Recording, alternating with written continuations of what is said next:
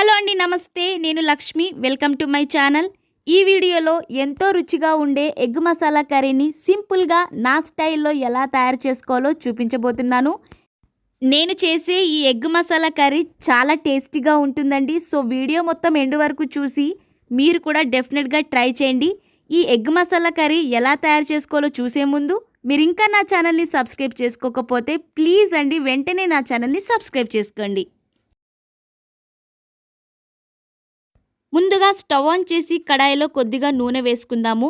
ఇప్పుడు పెద్ద సైజు ముక్కలుగా కట్ చేసుకున్న ఉల్లిపాయ, టొమాటో ముక్కలతో పాటు చిన్న అల్లం ముక్క, వెల్లుల్లి రెబ్బలు కూడా వేసుకొని వీటిని కాసేపు లైట్గా ఉడికించుకుందామండి. ఇలా ఉడికించుకున్న వీటిని చల్లారిన తర్వాత మిక్సీ జార్లో వేసి మెత్తగా ప్యూరీలాగా తయారు చేసుకోవాలి. ఇప్పుడు ఇదే కడాయిలో 4 టేబుల్ స్పూన్ల నూనె వేసుకొని నూనె కాగిన తర్వాత 2 బిర్యానీ ఆకు, 1 అనాస పువ్వు, 3 లవంగాలు, చిన్న దాల్చిన చెక్క, 1 ఇలాచి కూడా వేసుకొని వీటిని లైట్గా వేయించుకోవాలండి.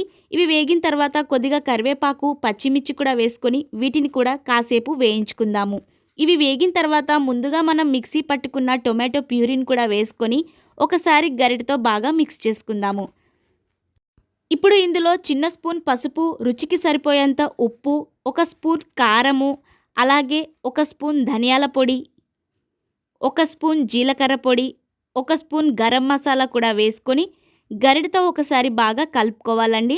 ఇలా కలుపుకుంటే మనం వేసుకున్న మసాలా పొడులన్నీ కూడా గ్రేవీకి బాగా పట్టి ఎగ్ మసాలా కర్రీ చాలా టేస్టీగా ఉంటుంది. ఇలా కలుపుకున్న తర్వాత ఇప్పుడు కొద్దిగా వాటర్ కూడా పోసి ఒకసారి బాగా మిక్స్ చేసుకుందాము. ఇప్పుడు ఇందులో మనం ముందుగా ఉడికించుకున్న కోడిగుడ్లను వేసి 7 నుంచి 8 నిమిషాల వరకు మూత పెట్టుకుంటే మనకి గ్రేవీ అనేది దగ్గర పడుతుందండి.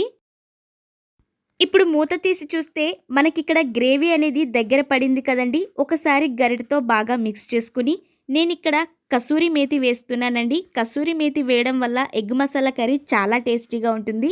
అందుకని నేను కొద్దిగా కసూరి మేతి వేస్తున్నాను. అవసరం అనుకుంటే వేయొచ్చు, లేదంటే స్కిప్ చేసేయండి. అలాగే చివరగా కొత్తిమీర కూడా వేస్తున్నాను. కొత్తిమీర వేసుకొని ఒకసారి మిక్స్ చేసుకొని మరొక 2 నిమిషాలు మనం మూత పెట్టుకున్నట్లయితే ఎంతో రుచిగా ఉండే ఎగ్ మసాలా కర్రీ రెడీ అయిపోయిందండి. చూసారు కదా, చాలా ఈజీగా అండ్ సింపుల్గా నా స్టైల్లో ఎగ్ మసాలా కర్రీ ఎలా తయారు చేసుకోవాలో. ఈ ఎగ్ మసాలా కర్రీ రైస్లోకి అయితే సూపర్ టేస్టీగా ఉంటుందండి. సో డెఫినెట్గా వీడియో మొత్తం చూసి మీరు కూడా ట్రై చేయండి. చాలా ఈజీగా అండ్ సూపర్ టేస్టీగా ఉండే ఈ ఎగ్ మసాలా కర్రీని ట్రై చేసి ఎలా ఉందో నాకు ఒక మంచి కామెంట్ రూపంలో చెప్పండి. ఈ ఎగ్ మసాలా కర్రీ చాలా ఈజీగా, సింపుల్గా, సూపర్ టేస్టీగా ఉంటుంది. సో డెఫినెట్గా మీరు కూడా ట్రై చేస్తారని అనుకుంటున్నాను. మీకు డెఫినెట్గా నచ్చుతుందని అనుకుంటున్నాను. సో ఫ్రెండ్స్, చూసారు కదా, ఈ వీడియో కనుక మీకు నచ్చినట్లయితే షేర్ చేయండి, లైక్ చేయండి. ప్లీజ్ నా ఛానల్ని సబ్స్క్రైబ్ చేసుకోండి.